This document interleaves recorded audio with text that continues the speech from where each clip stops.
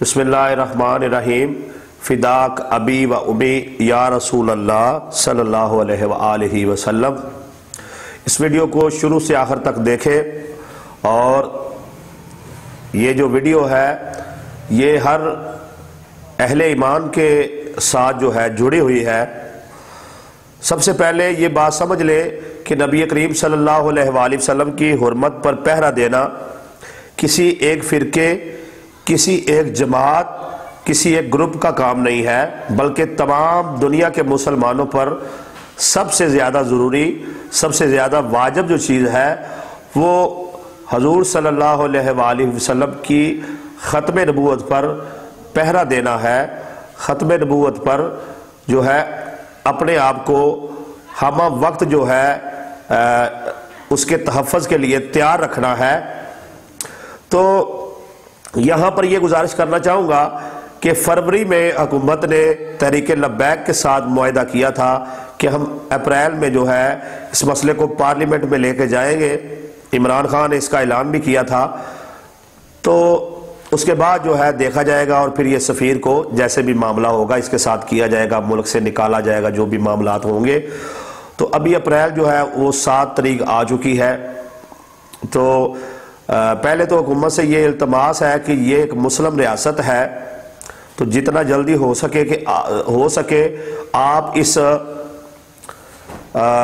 فرانسیسی سفیر کو ملک سے نکال دیں اور اپنے معاہدے پر عمل کریں۔ اور دوسرا میں یہ گزارش کروں گا کہ ہمیں تاریخ میں یہ ملتا ہے کہ غزوہ خندق میں جو ہے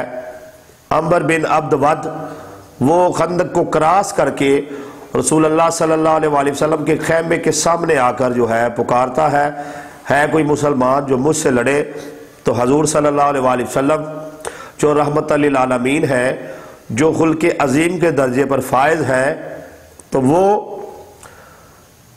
پہلی دفعہ زندگی میں اعلان فرماتے ہیں، تاریخ کی کتب میں درج ہے کہ کون ہے جو اس کتے کی زبان بند کرے؟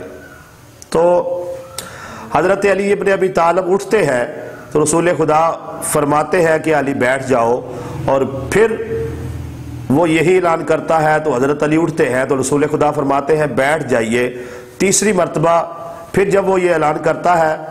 تو حضرت علی ابن ابی طالب اٹھتے ہیں، تو رسول خدا صلی اللہ علیہ وآلہ وسلم فرماتے ہیں کہ آج کل کفر کے مقابلے میں کل ایمان جا رہا ہے۔ تو رسول خدا کا یہ فرمانا، اس میں ایک حکمت ہے،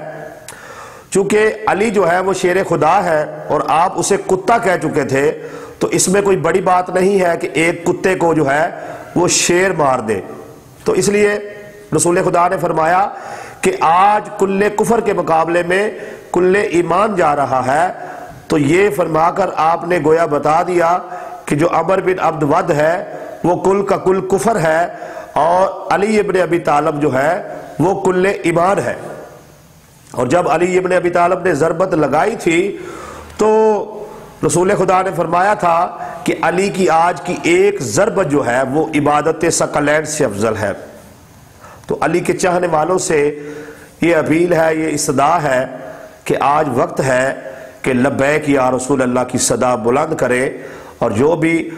لبیک یا رسول اللہ کی صدا بلند کرے اس کے شانہ بشانہ کھڑے ہو جائیں، فرقہ واریت سے بالا تر، اور متحد ہو کر جو ہے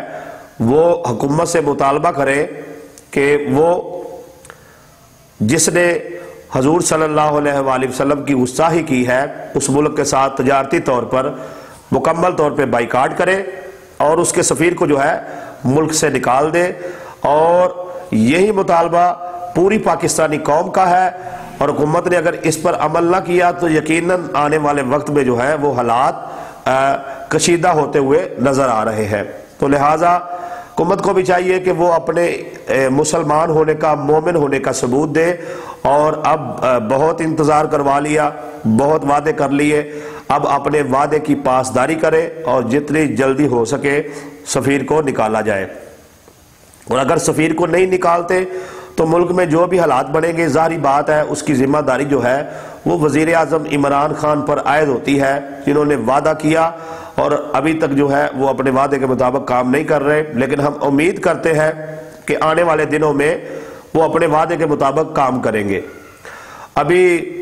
تھوڑے دن پہلے کی بات ہے کہ جب یوسف رضا غیلانی جو ہے وہ جیت گئے تو وزیر اعظم نے فوری طور پر اجلاس بلایا اور اعتماد کا ووٹ لیا۔ تو اس وقت جو ہے سوشل میڈیا پر بہت سے لوگوں نے ایک بڑی اچھی بات لکھی کہ اپنی عزت کے لیے، اپنی وزارت کے لیے، اپنی کرسی کے لیے ایک ہی دن میں اجلاس بلا لیا گیا، اور حضور صلی اللہ علیہ وآلہ وسلم کی عزت اور نموز کے لیے جو ہے ابھی تک یہ ہماری پارلیمنٹ میں جو نمائندے ہیں ان میں اتنی مذہبی اور حضور صلی اللہ علیہ وآلہ وسلم کی محبت کی غیرت پیدا نہیں ہوئی کہ یہ اس پر اجلاس بلائیں اور فوری طور پر جو ہے فرانس کا بائیکاٹ کریں۔ ایک طرف وہ فرانسیسی ہے جو ہمارے نبی صلی اللہ علیہ وآلہ وسلم کی توہین کر رہے ہیں، اور دوسری طرف ہم ہے کہ ہم کہتے ہیں کہ اگر اسے نکال دیا تو ہم سے جو ہے وہ دنیا کے بہت سے ممالک ناراض ہو جائیں گے۔ فرانسیسی سفیر کو نکالنے پر اگر دنیا کے بہت سے ممالک ناراض ہوتے ہیں تو ہمیں یہ بات تو بڑی دکھتی ہے، لیکن افسوس ہے ہمیں یہ بات نہیں دکھتی کہ حضور صلی اللہ علیہ وآلہ وسلم کی گستاخی پر اگر اللہ نے قیامت کے دن پوچھ لیا کہ تم نے ختم نبوت پر پہرا کیوں نہ دیا، تم نے ختم نبوت کے دفاع میں اپنی جو ہے غیرت ایمانی کا اظہار کیوں نہ کیا، تو اس دن ہم اللہ کو کیا منہ دکھائیں گے، حضور صلی اللہ علیہ وآلہ وسلم کو کیا منہ دکھائیں گے۔ اللہ تعالیٰ ہم سب کے حال پر رحم کرے، اور ختم نبوت کے معاملے میں جو ہے ہم سب کو متحد ہو کر محمد رسول اللہ کے پرچم کے نیچے اور اس کے لیے کام کرنے کی توفیق عطا فرمائے، اور عالم اسلام کو جو ہے وہ ختم نبوت کے لیے متحد ہونے کی اور کفار کی سازشوں کو جو ہے اس معاملے میں ختم نبوت کے معاملے میں کر رہے ہیں انہیں نیست و نابود فرمائے۔ آمین یا رب العالمین۔